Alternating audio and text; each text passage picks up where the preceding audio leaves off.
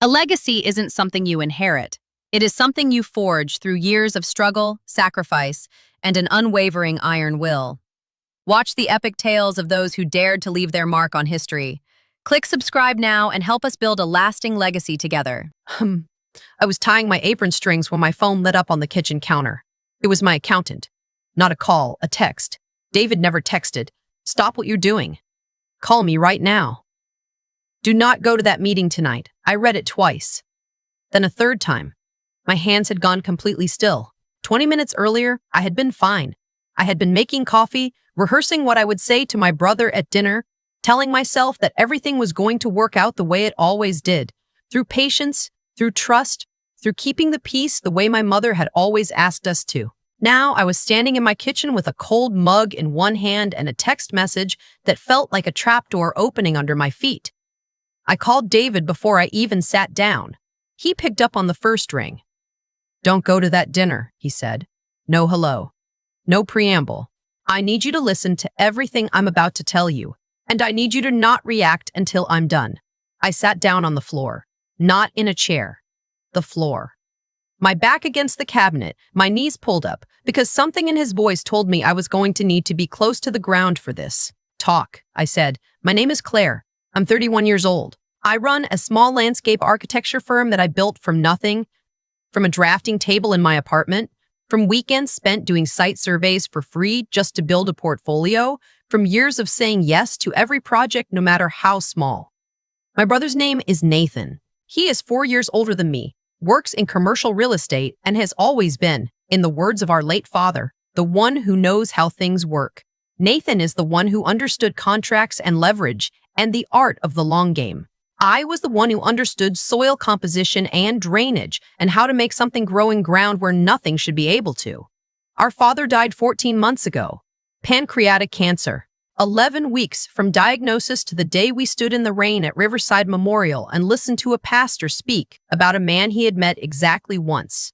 My father left behind a property, not a house, a piece of commercial land on the edge of town that he had been holding for 30 years, waiting for the right moment to develop or sell. 4 acres, clean title, in a corridor that had, in the past 3 years, become one of the most sought-after development zones in our county. The land was worth approximately $2.4 million. My father left it jointly to both of us. I thought that was simple. I thought joint meant together. I thought together meant we would talk, decide, agree. I was wrong about all 3. What Davi told me that night on the phone took 45 minutes. He had been going through the estate financials. Routine stuff, he said.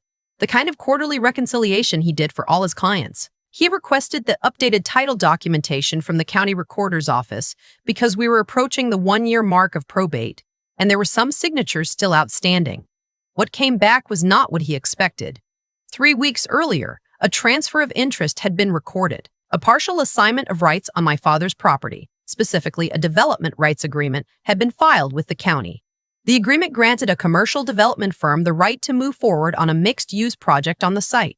The agreement was signed by Nathan, as co-owner, without my signature, without my knowledge, without a single conversation.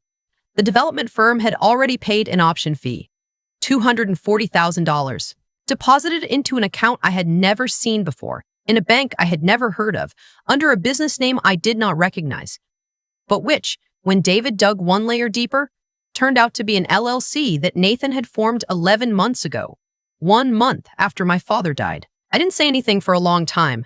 I just sat there on my kitchen floor listening to the sound of my own breathing. "Can he do that?" I finally asked. "No," David said. "He cannot." But he did, and the firm he sold the rights to doesn't know that, or is pretending not to know. Either way, they've already started preliminary permitting. This is moving fast, Claire. If you walk into that dinner tonight without knowing this, you are walking into something I cannot protect you from. I asked him how long he thought Nathan had been planning this. He paused. The LLC was formed 32 days after your father's death. He wasn't grieving. He was building infrastructure. I did not go to the dinner. I sat in my car in the parking lot of a CVS 2 miles from the restaurant, and I let myself feel it, all of it, for exactly 11 minutes. I cried. I hit the steering wheel once. I said some words I will not repeat here, then I stopped. Because here is the thing about growing up the way I grew up. My father was not a warm man, but he was a precise one. He kept records. He kept receipts. He kept receipts. He kept everything. And somewhere in the process of settling his estate, he had given me something I had not fully understood at the time. He had given me a key to a safety deposit box at a bank downtown, inside a plain white envelope labeled, "For Claire After." I had opened it 6 weeks after the funeral, found the key, found a note that said only, "Everything you need is in here. Don't let anyone rush you." I had assumed it was sentimental. Documents, maybe. Old photographs. A letter. I had not gone back. That night, I called David and told him I was going to need 2 things, a real estate attorney, and whatever time it took to do this correctly. "Don't call Nathan," David said. "Don't text him. Don't cancel the dinner in a way that tips him off. Just don't show up. Let him wonder." I pulled out of the CVS parking lot and drove to my office. I unlocked the cabinet where I kept the envelope. I sat at my drafting table under the one good lamp, and I read every single thing my father had left me. It took 4 hours.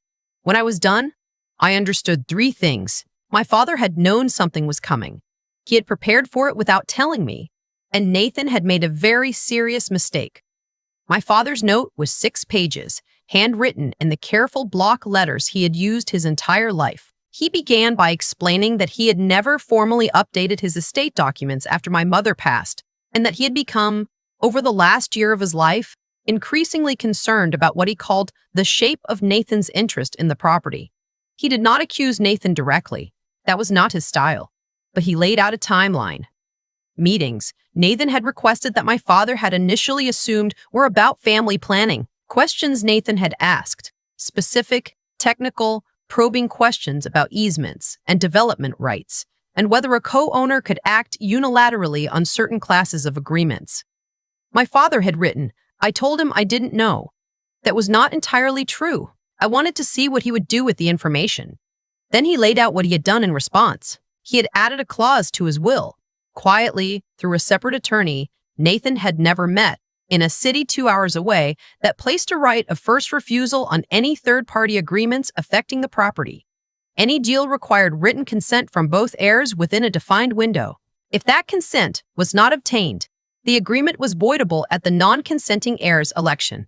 Nathan had signed a development rights agreement without my consent. Under the terms my father had quietly put in place, that agreement was legally voidable. By me. There was also a second document in the box. A recorded memorandum of the clause, already filed with the county recorder's office, dated 4 months before my father died. A memorandum that any title search would have found. Any careful title search. The development firm had either missed it or ignored it. I sat with that for a long moment. Then I picked up my phone and called the attorney David had recommended. She answered on the 3rd ring, even though it was almost midnight. Because David had already called her. "Tell me everything," she said. Her name was Margaret. She had been doing real estate litigation for 22 years, and she spoke in the flat, even cadence of someone who has seen every version of every bad thing people do to each other over property. She did not gasp. She did not say, "I can't believe it." She said, "Okay, and I see, and what else?" Until I had given her every piece of paper in that safety deposit box. Then she said, "The memorandum alone may be enough, but I want to know more about the LLC and the option fee before we move. Can you give me access to the title company records?" I told her about David. "Good," she said. "Tell him to pull everything.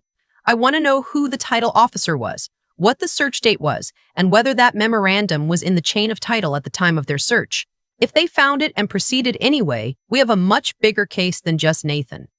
I went home at 2 in the morning and I did not sleep. I lay in bed and I thought about my father. I thought about the envelope labeled "For Claire After." I thought about the way he had said, at the hospital, 3 weeks before he died, "You're the careful one." That's not a small thing. I had taken it as comfort. I understood now that it was instruction. The next 2 weeks, I said nothing to Nathan. He texted me the morning after the dinner I hadn't shown up to. "You okay? Missed you last night. Everything good?" I wrote back, "Sorry, migraine. Can we reschedule?" He said, "Of course. Feel better." That was the last normal conversation we had. Margaret moved quickly. She filed a formal notice of the right of first refusal with the county, cross-referencing the recorded memorandum, and sent a copy to the development firm's legal department. She also sent a copy to Nathan, certified mail, return receipt. I know the exact moment he received it because he called me 7 minutes after the delivery timestamp. I did not answer. He called 4 more times in the next hour. Then he texted, "Call me. This is a misunderstanding. I can explain everything." I sent the text to Margaret and went back to work. What happened in the following weeks was not dramatic in the way I expected. It was not a confrontation. It was not a screaming match. It was, in Margaret's words, a systematic unwinding. And it happened mostly through documents and filings and a series of increasingly uncomfortable phone calls between attorneys that I was not present for. But there was one conversation I was present for. Nathan came to my office. He didn't call ahead. He walked in on a Tuesday afternoon while I was on the phone with a client, and he sat down across from my desk and waited. I finished my call. I looked at him. He had always been better looking than me, in the conventional way. Taller, more polished, the kind of person who wore his confidence like a well-fitting coat. But that afternoon, he looked like a man who had not slept in a week. There were circles under his eyes that I had never seen before. "You could have just talked to me," he said. I waited. "I was going to tell you about the deal. I needed to move fast. The window was closing. The firm had other sites they were looking at. I made a judgment call. I was going to split it with you 50-50, Claire. You have to believe that." I said, "You formed the LLC 1 month after Dad died." He opened his mouth, closed it. "You were already building the structure before you had the conversation," I said. "That's not a judgment call. That's a plan." He looked at the table. "Dad left things complicated." "Dad left things very clear," I said. "You just didn't read carefully enough." There was a long silence. "So what happens now?" he asked. "That's between our attorneys," I said. "I think you should go." He stood up. He paused at the door. And then he said something that I have thought about many times since. "I always thought you were the soft one. I thought you'd fold." I didn't say anything. He left. The development firm's legal team, once they understood the full picture, moved to distance themselves from Nathan almost immediately. They had a title insurance policy that covered exactly this kind of defect, and their interest was in recovering the option fee and walking away clean rather than litigating a cloud on the title for years. They were, Margaret said, professional about it in the way that large firms are professional about problems they created for themselves. Nathan's attorney made 2 settlement offers. I declined both. The third offer included full acknowledgement of the violation of the right of first refusal, a buyout of Nathan's interest in the property at assessed value, not market value, and a formal relinquishment of any future claims on the estate. In exchange, I would not pursue the full extent of the legal remedies available, which included a fraud referral based on the nature of the LLC structure. Margaret said, "This is a good offer. It's not everything, but it's clean." I thought about what my father had written, "Don't let anyone rush you." I took 3 days. I read everything again. I slept on it twice. Then I signed. The property sold 8 months later. I had hired a development consultant, someone I had worked with on a commercial greening project 2 years earlier, and we approached the market without rushing. We found a buyer who wanted to develop the site responsibly, who was willing to incorporate the green corridor specifications I had drafted as a condition of sale. The final number was $2.6 million. I kept every cent of it. Because Nathan had relinquished his interest, the night after the closing, I went home and sat at my kitchen table with a glass of water. Not wine, just water. And I thought about the version of that Tuesday dinner I had almost walked into. I thought about sitting across from my brother not knowing any of what I knew. I thought about the slow, careful dismantling that would have happened to me if David hadn't texted when he did. I thought about my father, who had known his son well enough to prepare a trap and love him enough not to spring it himself. He left that for me. People ask me sometimes what the hardest part was. They expect me to say the betrayal, the discovery, the moment I read Nathan's name on a document I had never been asked to sign. But the hardest part was the 2 weeks of silence, texting back migraine and meaning nothing by it, sitting across from my brother's voicemails and not answering, being the person who knew everything and said nothing. Because saying something too soon would have cost me everything I needed to protect. I am not naturally a quiet person. I was raised to speak up, to address things directly, to not let tension sit. Choosing to be still, to let the process work instead of my mouth, was the hardest discipline I have ever practiced. My father used to say that the most powerful move on a chessboard is sometimes the one you don't make. I used to think that was cold. I understand now that it was wisdom. Nathan and I do not have a relationship anymore. That is not something I grieve dramatically. It happened the way ice melts, slowly, until one day you notice the glass is just water. We are not enemies. We do not send lawyers to each other's doors. We are simply two people who share a last name and will, at some point, sit in the same row at a wedding or a funeral and be polite. I think he expected me to collapse. I think he built his entire plan around a version of me that existed when we were children, the younger sister who deferred, who didn't read the small print, who trusted the people she loved to handle the complicated things. He was not wrong about who I was at 22. He was just wrong about who I became when my father handed me a key and told me to be careful. Sophia, the paralegal in Margaret's office, who had quietly flagged the memorandum issue even before Margaret had seen it, sent me a card after the closing. It said, "The careful ones always win." It just takes longer to see. I have it on my desk. I look at it every morning before I start work. And every time I see it, I think about a Tuesday afternoon, a CVS parking lot, and a text message from a man named David that arrived at exactly the right moment. Some things are luck. Some things are preparation. The best outcomes are usually both. I used to think that being the careful one was a limitation, that it meant I was slower, less decisive, less willing to take the bold moves that actually changed things. Nathan was always the one who moved fast, who read the room, who understood leverage. I was the one who double-checked the math and asked questions nobody wanted to sit with.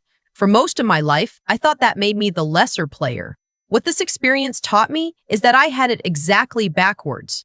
Nathan's plan fell apart not because he was unlucky. It fell apart because every step he took was built on the assumption that I wouldn't look closely. He formed the LOC.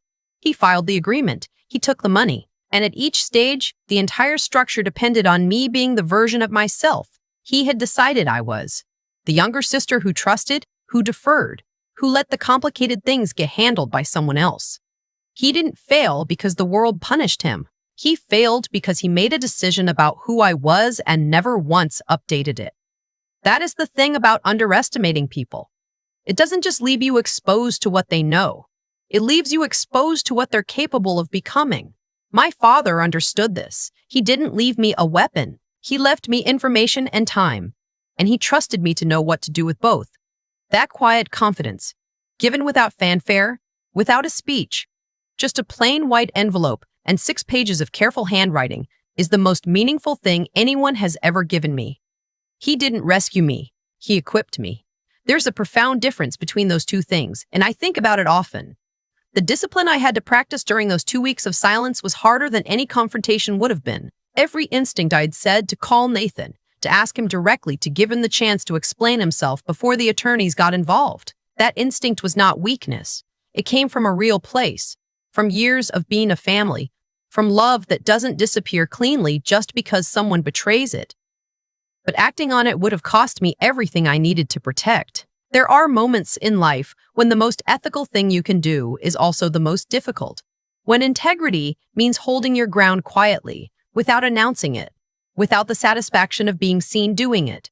I held that ground, not because I am cold, because I finally understood that being careful is not the same as being passive.